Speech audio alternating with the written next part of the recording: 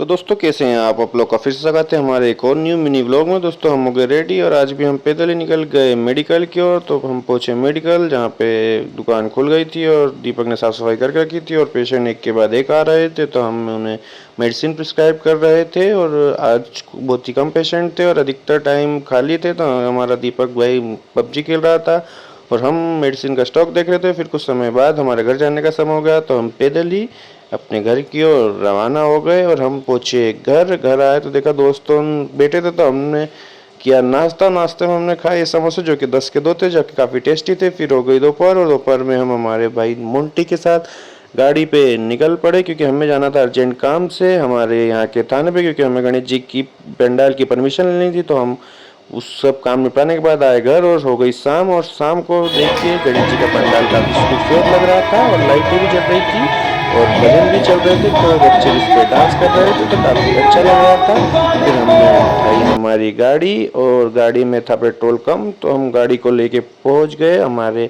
Petrol pump, जहाँ से हमने डलवाया गाड़ी में पेट्रोल। और फिर हम पहुंच गए क्लिनिक पे थे पेशेंट काफ़ी ज़्यादा, क्योंकि मौसम बारिश का हो रहा था और लोगों को फीवर और कोल्ड हो रहा था, तो पेशेंट आए जा रहे थे और सभी पेशेंट को डॉक्टर साहब एक के बाद एक चेकअप कर रहे थे। और थोड़ी देर बाद पेशेंट की संख्या काफ़ी हो गई और अंदर भी क्लिनिक में भीड़ हो गई और डॉक्टर साहब ने एक एक करके सभी पेशेंट को चेक किया, सबको मेडिसिन प्रिस्क्राइब करी तथा कुनकुना पानी में अदरक लौंग और तुलसी का पत्ता डाल के पीने को बोला, जो कि गले के लिए काफ़ी उपयोगी होता है। फिर हमारे घर जाने का समय हो गया, परंतु हमारे घर जाने के समय पे ही बारिश चालू हो गई और काफ़ी तेज़ बारिश होने लग गई, जिसके कारण हम घर जाने में हो रही थी देरी, क्योंकि हमको जाना था आरती में सम्मिलित होने। फिर कुछ ही समय पश्चात जब बारिश रुकी तो हमने उठाई गाड़ी और हम पहुंच गए हमारे घर। और घर पहुंच के हम पहुंचे पंडाल में।